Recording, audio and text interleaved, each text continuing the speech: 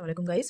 আজকে আমরা নিয়ে চলে এসেছি নতুন একটা ভিডিও। আজকে আমরা সিম্পল চোখ কিভাবে সাজানো যায় সেটা আজকে আমরা করে দেখাবো। তো প্রথমে আমরা লাগাবো একটা কালার ক্যারেক্টার। কেননা চোখের উপরটা অনেকেরই কালো হয়। তো যদি এটা আমরা লাগাই তো কালো যে ভাবটা সেটা কিন্তু ঢেকে যাবে। তো প্রথমে আমরা কালার ক্যারেক্টার লাগাবো। এখন কালার ক্যারেক্টারটা এভাবে একটু করে লাগিয়ে নেব। চোখটা একটু যেহেতু কালো আছে সেজন্য আমরা কালার ক্যারেক্টারটা লাগিয়ে নিলে এই কালোটা দেখুন ঢেকে যাবে। তুলি দিয়ে না, এটা আমরা একটু হাত দিয়ে এরকম ড্যাব করে জিনিসটা আমরা মসৃণ করে নিব। বেশি জোরে আমরা করবো না, এভাবে আমরা করে নিব। এখন আমরা এখন আমরা এই ফাউন্ডেশনটা লাগাবো।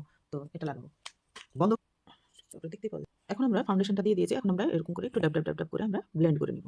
তাহলে আমরা যে মেকআপটা করবো, আইলাইনারটা যেটা দিব আমরা আইশ্যাডোতে, এটার সাথে বসে যাবে। দেখুন আমরা এটা ড্যাব করে নিয়েছি। তো প্রথমে আমরা সাদা, আমরা আঙ্গুল দিয়ে দিব যাতে আমাদের খুব তাড়াতাড়ি হয়। প্রথমে আমরা সাদা নিয়ে নিয়েছি। এখন আমরা সাদা আইশ্যাডোটা পুরা চোখে আমরা এভাবে আস্তে আস্তে করে দিয়ে দেবো। সাদা আইশ্যাডোটা দিলে কি হবে, আমরা যে কোনো কালার যখন দিব চোখের উপর আইশ্যাডো, তখন এটা অনেক হাইলাইট হবে, কালারটা অনেক ভালোভাবে আসবে। এই জন্য আমরা পুরা চোখটাতে এভাবে সাদা আইশ্যাডোটা দিয়ে নেবো। আমরা দিব অরেঞ্জটা, অরেঞ্জ কালারটা আমরা এভাবে দিয়ে মেল্ট করে নিব। দেখুন এভাবে আমরা এভাবে মেল্ট করে নিব।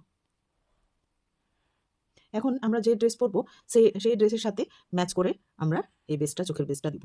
তো আমরা চোখের যে বেসটা দিব আমরা মূলত পিঙ্ক এবং এর সাথে যে আরেকটা শেড আছে, আমরা এই পিঙ্ক কালার, হালকা লাইট পিঙ্ক যেটা, সেটা দিয়ে আমরা প্রথমে চোখের এই কর্নারটা আমরা লাইট পিঙ্ক দিব।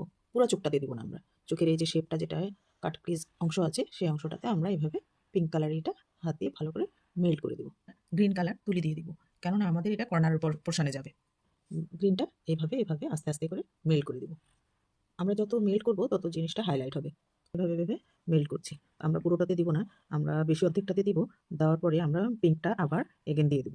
এটা আমাদের কালারের, এটা গ্রিন।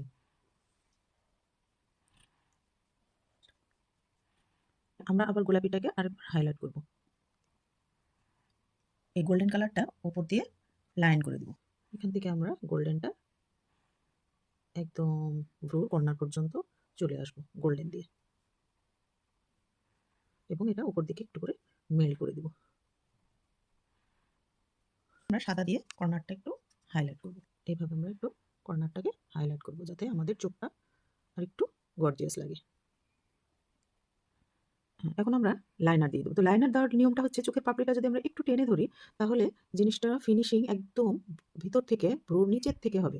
যদি আপনারা চিকন চান তো প্রথম স্টেজে আপনারা এরকম করে চিকন করে এভাবে দিয়ে দেবেন, এবং এটা ছেড়ে দেওয়ার পরে দেখবেন যে কতটা মোটা দরকার। তো আমি খুব বেশি মোটা করছি না, এটা আমি কর্নারটা করে নিলাম।